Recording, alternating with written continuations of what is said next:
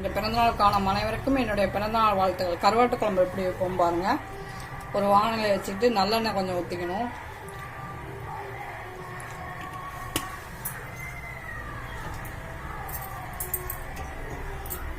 வெந்தயம் கடுகு ஒரு ஸ்பூன் போட்டுக்கணும். கொஞ்சம் பெருஞ்சீரகம் போட்டுக்கணும். 2 பெரிய வெங்காயம், பச்சை மிளகாய், ஒரு தக்காளி.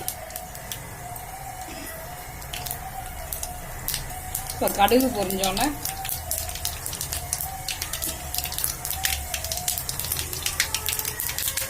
கடுகு வெந்தயம் பொரிஞ்சோன்னே இப்போ வெங்காயம் பச்சை மிளகாய் போட்டு வதக்கிக்கணும்.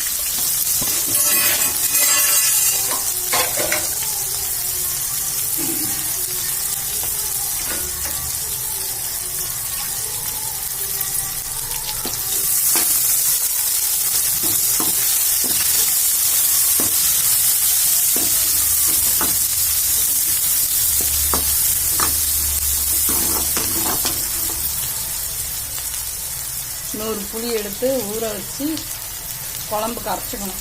மிளகாத்தூள் போட்டு ஒரு 3 ஸ்பூன் மிளகாத்தூள் போட்டு குழம்புக்கு அரைச்சிக்கணும். ஒரு 10 பல்லு பூண்டு தட்டி வச்சிருக்கேன், அதை எடுத்து போட்டுக்கணும். போட்டு வதக்கிக்கணும்.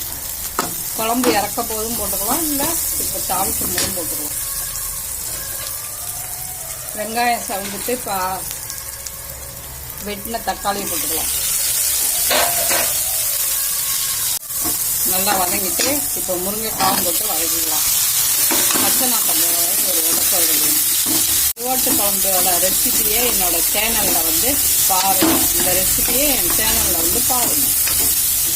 பிடிச்சிருந்தா லைக் பண்ணுங்கள், ஷேர் பண்ணுங்கள், சப்ஸ்கிரைப் பண்ணுங்கள்.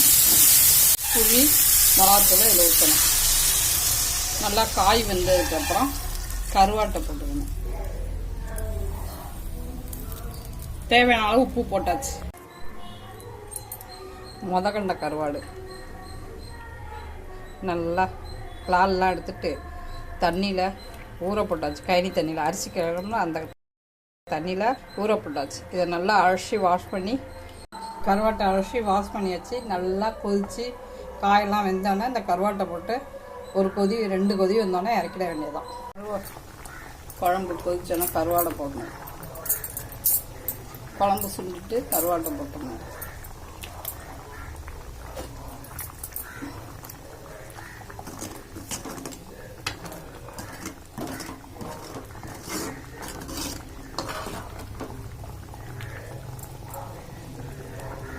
கருவாடு வந்து கருவாட்டு குழம்பு ரெடி ஆயிட்டுங்க.